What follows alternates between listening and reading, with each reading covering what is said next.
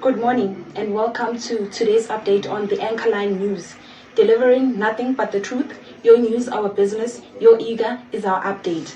I am your anchor, Katlego Sidibeng, and let's dive into today's headlines. KwaZulu-Natal Police Commissioner accuses Police Minister Senzo Mchunu of sabotaging political matter investigations. The MK party challenges President Cyril Ramaphosa with a no-confidence motion, and internationally, U.S. lawmakers advance a bill that could damage relations with South Africa.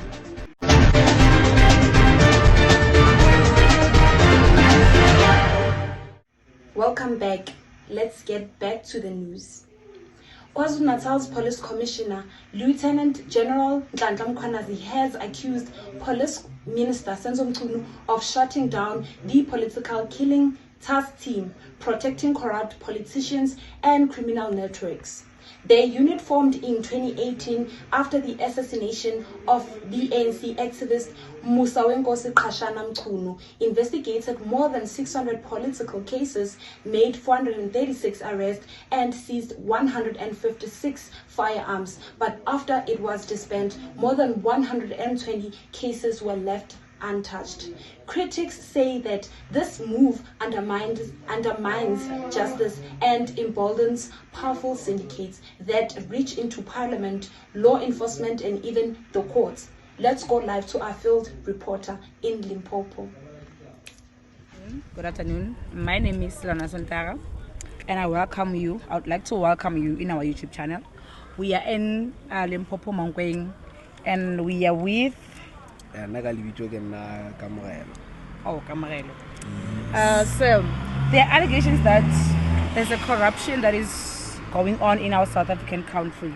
Have you heard about them before? Yeah, I know about Fabulella, but I think you can consider or the follower. Okay. Say again, I would like to ask you, what's your intake about these allegations, these all allegations of corruption that is going on in our South African country? Not like now corruption is something that it won't end now, or it must fail. Yeah. Because of everybody doing a regular site in La Porta. Oh, okay. Also, how do you think this corruption thing is affecting our South African economy? Yeah. Can I not affect that like a little? Yeah. Enjoy the corruption. Yeah. I get obviously motor a corrupt like a Singapore whatever. Yeah. So if you affect the okay. Government South Africa because of I get obviously corrupt. Yeah. So yeah. It is well spoken. It is thoroughly spoken. Say, and I thank you. So, as we wrap up, say, according to your own perspective, right? Mm-hmm. What can the government, what can the state do to prevent, to stop this corruption thing that is going on in our South African country? Yeah, I think but whoever corrupt and if Baba Kireane. Yeah. They have to make sure Baba go a miracle. Okay. And Baskawa for the second chance because of basing the economy of the country, and then I think. Thank you so much, thank you so much. I thank you for your time as well, and I hope you enjoy the rest of the day. Thank you. Thank you for that report. The debate around Mkhwanazi's allegations continues to grow, and so does the public put pressure on the government. Let's continue into today's top stories.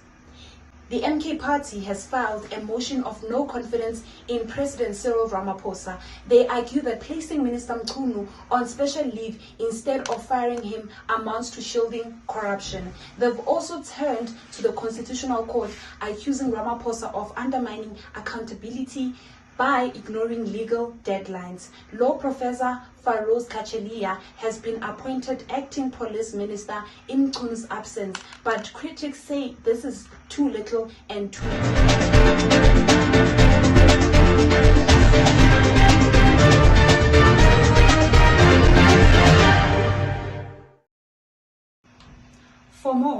I'm joined by our political analyst. Thank you for joining us today, ma'am.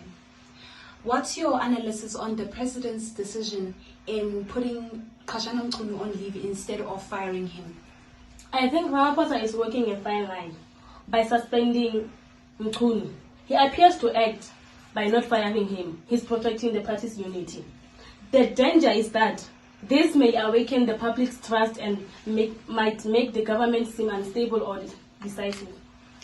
Okay, and what does this mean for the coalition government? It's a risky part, that one. The coalition partners like D8 wants a clear definition against corruption. If Ramaphosa seems weak, the coalition might fracture, and this motion of leading to no confidence is a serious test against his partnership. Thank you, ma'am. And what are your final thoughts about this? I think the judicial commissioner's findings against it will be so crucial to the point that if Ramaphosa doesn't act decisively, the public and this coalition may lose faith in him. Thank you for that analysis. Clearly, President Cyril Ramaphosa faces mounting pressure from both the opposition and within his own alliance. Thank you, ma'am. Stay tuned. We'll be back after a short break advertisement. Turning to international news, South Africa's relationship with the United States is on shaky ground. A U.S. congressional committee has advanced a bill proposing sanctions on South African officials, citing the country's ties with Russia and China and its genocide case against Israel at the International Court of Justice. If passed, the bill could impose travel bans, asset freezes, and tariffs of up to 30% on exports. Analysts warn this could devastate key industries such as agriculture and car manufacturing. We now cross to our field reporter in Limpopo for community reactions. Thank you, Katlego. A warm welcome to our viewers. My name is Yana Sengana. We are in Mountain University program. I'm with Mr. Makwela here, the University of our student. Mr. Makwela, with the tariffs that were imposed worldwide, right, by the U.S. President Mr. Donald Trump, many South African countries, right, had to face the challenge. Hence why we are here today with our first hands to get a first-hand experience with the University of Limpopo student, Mr. Makwela. Mr. Makwela, how did this U.S. sanctions affected you daily? Thank you, Sonti, and a warm welcome to our viewers at home.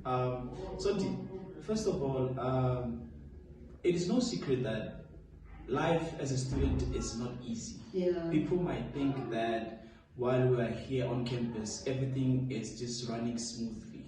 But with the imposition of these tariffs that the U.S. President actually decided to impart on countries, right?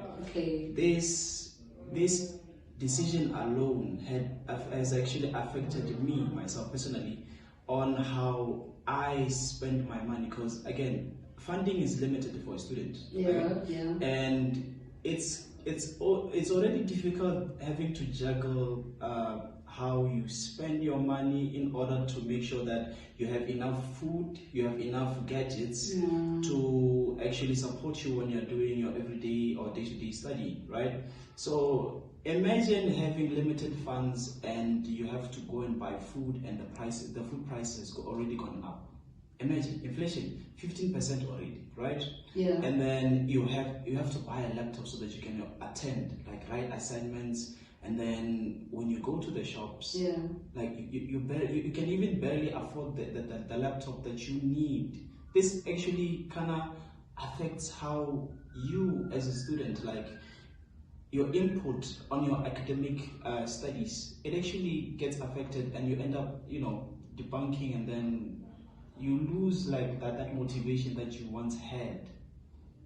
So that basically that's how these things have actually impacted me. That has not, it has actually affected me on a personal level and also on an academic level. So yeah. Oh, okay, that's interesting. That's interesting, Mr. Makwele. And thank you for sharing with us. Yeah. Mr. Makwele, like, how did this U.S. sanction affected your shopping as a result? Now, my shopping experience so far, it is one of the top items or top habits that I've actually taken a hard blow as a result of this, right? Because I not only had to give up on the items that I preferred to buy back then. Like, you know that everyone has their favorite brand. Like, it's either foods, clothes, etc. Like, everyone has that preferential item that they love so much that they want to stick to, right?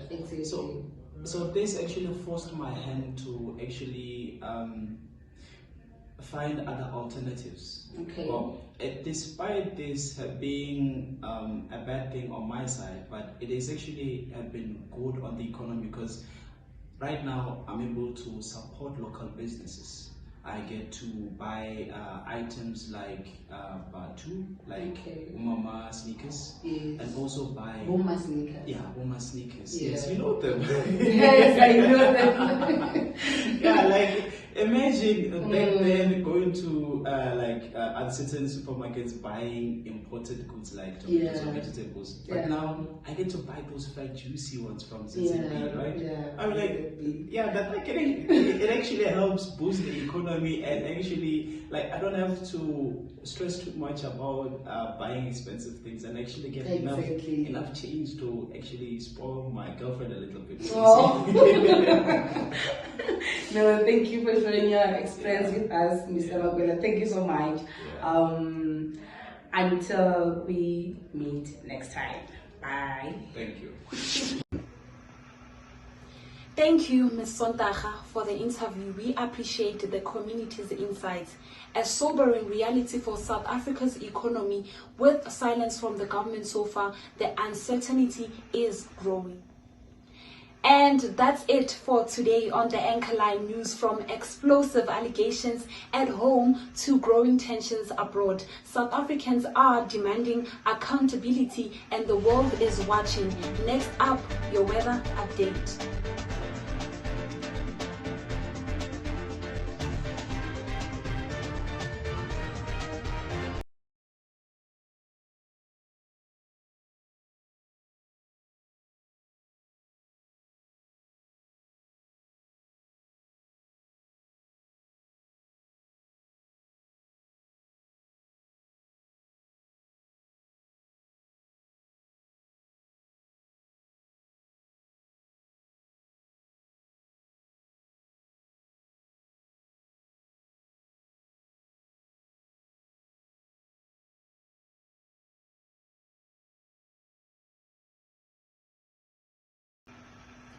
And that's the latest from around the country. Thanks for watching the AnchorLine News. This is Katlego Sidibeng. Have a great day.